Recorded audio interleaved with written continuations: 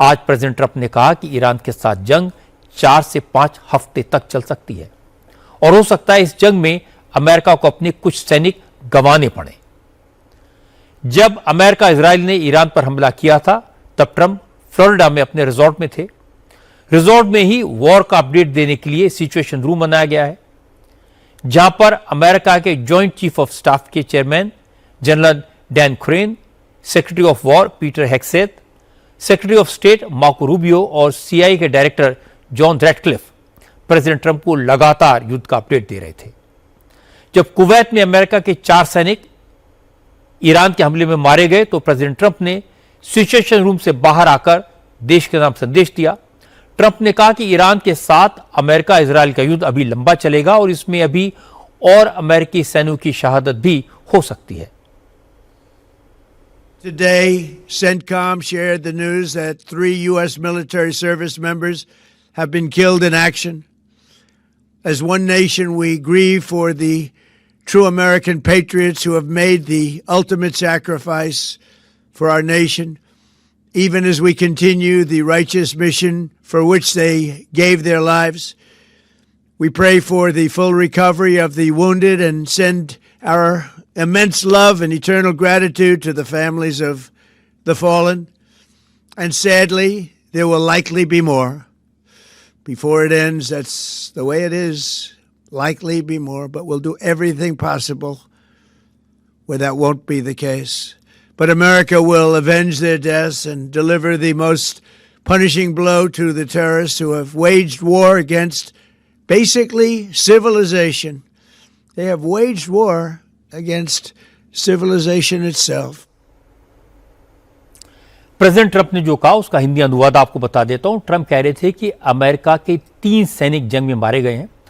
हालांकि ये पहले की बात है, अब उनकी संख्या 4 हो गई है। ट्रंप ने कहा उन्हें इसका दुख है, लेकिन जंग में ये होता है। हो सकता है इस युद्ध में और अमेरिकी सैनिकों को खोना पड़े, लेकिन अमेरिका अपने सभी अमेरिकी सैनिकों की शहादत का बदला लेगा, क्योंकि वो पश्चिमी सभ्यता बचाने की लड़ाई लड़ रहे हैं और ईरान सिविलाइजेशन के खिलाफ जंग लड़ रहा है। इसके बाद ट्रंप ने ईरान की जनता से अपील की कि वो अपनी इस्लामिक हुकूमत का तख्ता पलट दे और देश की कमान अपने हाथ में ले ले। ट्रंप ने कहा कि वो ईरान के खिलाफ जो जंग लड़ रहे हैं वो अमेरिकी नागरिकों की सुरक्षा के लिए है। ट्रंप ने ईरान के रिवॉल्यूशन गार्ड से कहा कि वो हथियार डाल दें या फिर मरने के लिए तैयार रहें।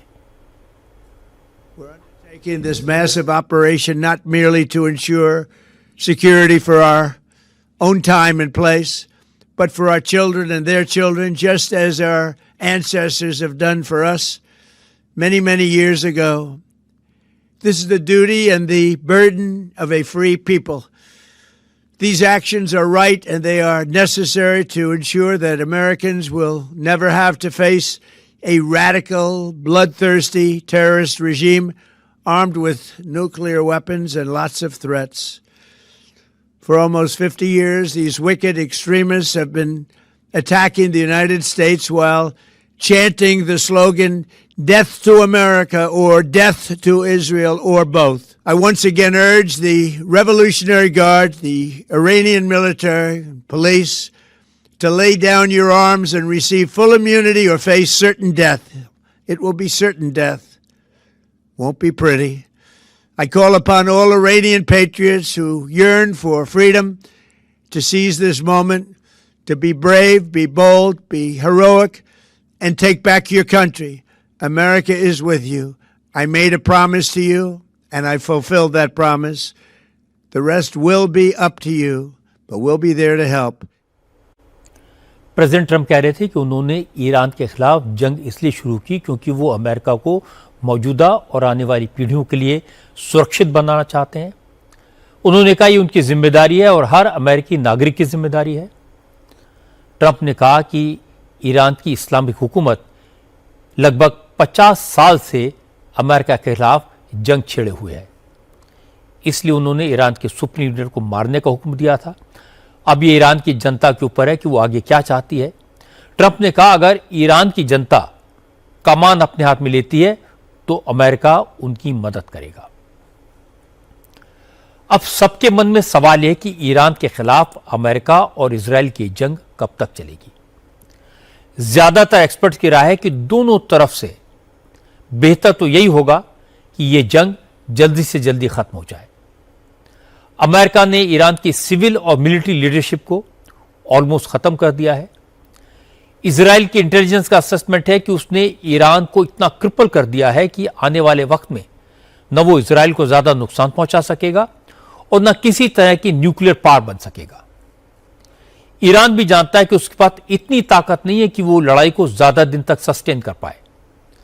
उसकी रणनीति मिडिल ईस्ट के मुल्कों को डराने की है ताकि वो अमेरिका पर इस वॉर को खत्म करने का प्रेशर बनाए। इजराइल को सिक्योरिटी का एश्योरेंस मिले और अमेरिका को ईरान पर अपना डोमिनेंस, तभी ये वॉर खत्म होगी। क्योंकि ट्रंप ने आज साफ साफ कह दिया कि जंग हमने शुरू नहीं की थी, लेकिन इसे खत्म हम करेंगे।